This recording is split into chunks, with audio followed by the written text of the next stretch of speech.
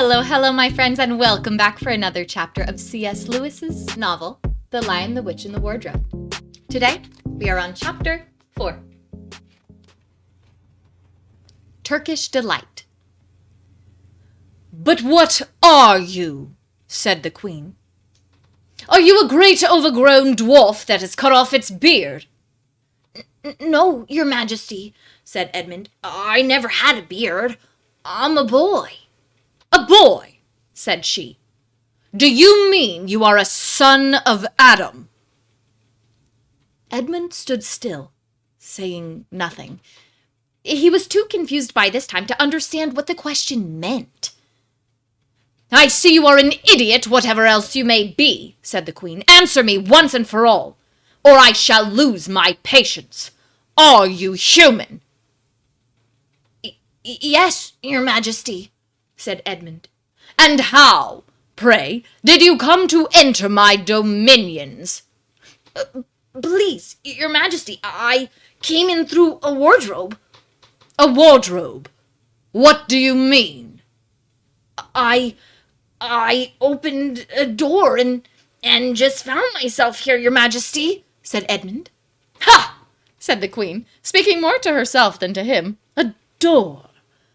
A door from the world of men. I have heard of such things. This may wreck all. But he is only one, and he is easily dealt with."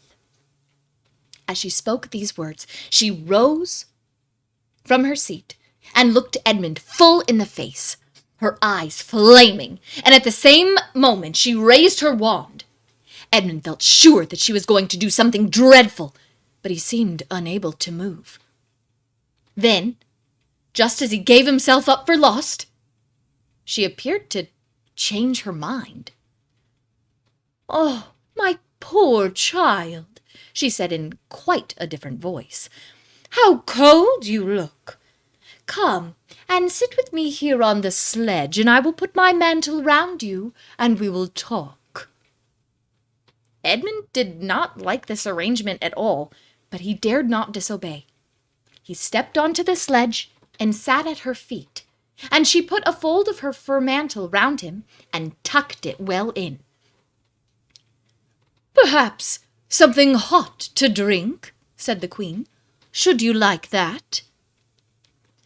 Yes, please, your majesty," said Edmund, whose teeth were chattering. The queen took from somewhere among her wrappings a very small bottle, which looked as if it were made of copper. Then, holding out her arm, she let one drop fall from it onto the snow beside the sledge. Edmund saw the drop for a second in midair, shining like a diamond. But the moment it touched the snow, there was a hissing sound, and there stood a jeweled cup full of something that steamed. The dwarf immediately took this and handed it to Edmund with a bow and a smile. Not a very nice smile. Edmund felt much better as he began to sip the hot drink. It was something he had never tasted before, very sweet and foamy and creamy, and it warmed him right down to his toes. "It is dull, son of Adam, to drink without eating," said the queen presently. "What would you like best to eat?" "Turkish delight, please, your majesty," said Edmund. The queen let another drop fall from her bottle onto the snow, and instantly there appeared a round box tied with green silk ribbon, which, when opened, turned out to contain several pounds of the best Turkish delight. Each piece was sweet and light to the very center, and Edmund had never tasted anything more delicious. He was quite warm now, and very comfortable. While he was eating, the queen kept asking him questions.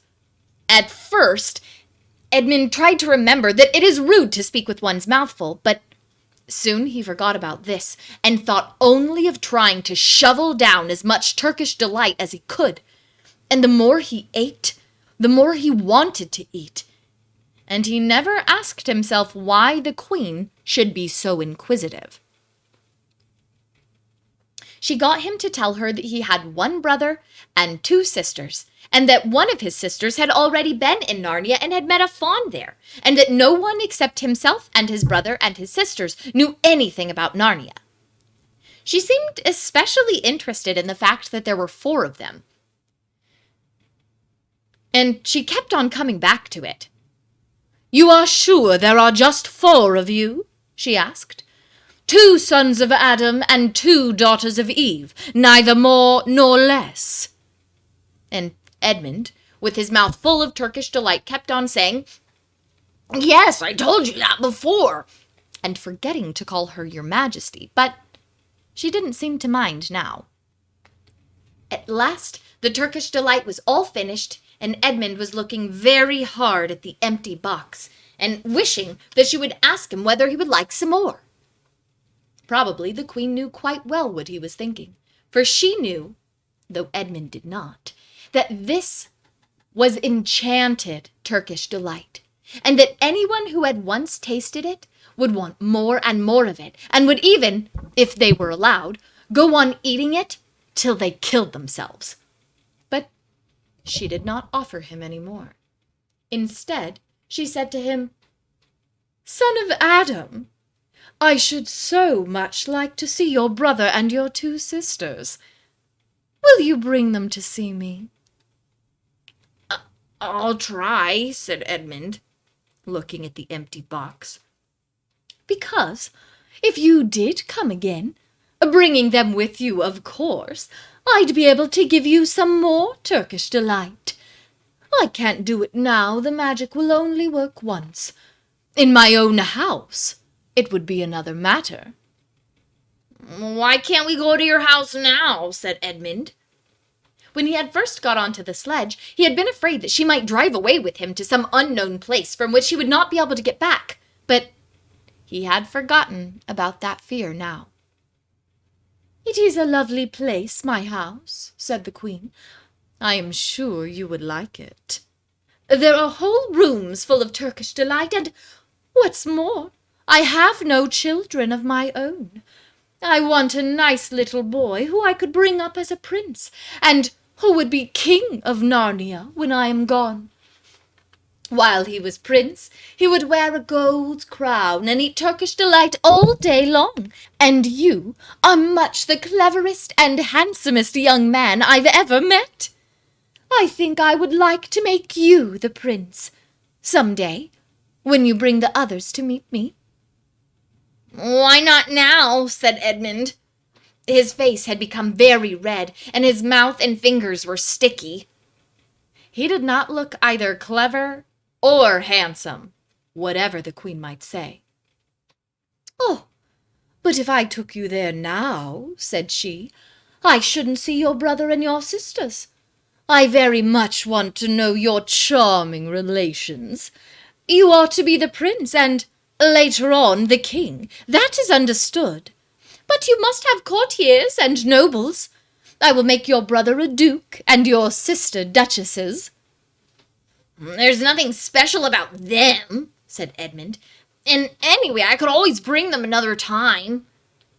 "Ah, but once you were in my house," said the Queen, "you might forget all about them. You would be enjoying yourself so much that you wouldn't want the bother of going to fetch them. No, you must go back to your own country now, and come to me another day with them, you understand. It is no good coming without them." "But I don't even know the way back to my own country," pleaded Edmund. "Oh, that's easy," answered the Queen. "Do you see that lamp?" She pointed with her wand, and Edmund turned and saw the same lamp-post under which Lucy had met the faun. "Straight on, beyond that, is the way to the world of men. And now, look the other way." Here she pointed in the opposite direction. "And tell me if you can see the 2 little hills rising above the trees." I think I can," said Edmund. "Well, my house is between those 2 hills. So next time you come, you have only to find the lamp-post and look for those 2 hills and walk through the wood till you reach my house." But remember, you must bring the others with you. I might have to be very angry with you if you came alone."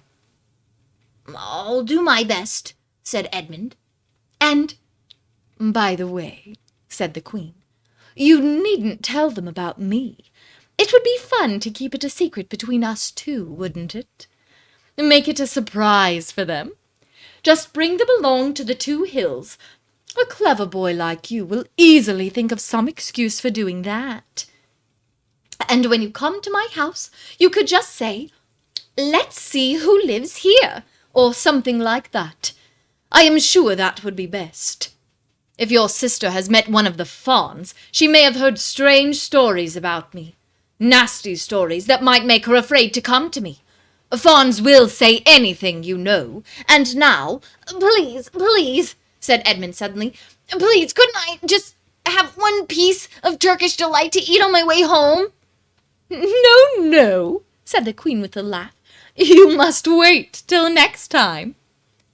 While she spoke, she signaled to the dwarf to drive on, but as the sledge swept away out of sight, the Queen waved to Edmund, calling out, next time, don't forget, come soon."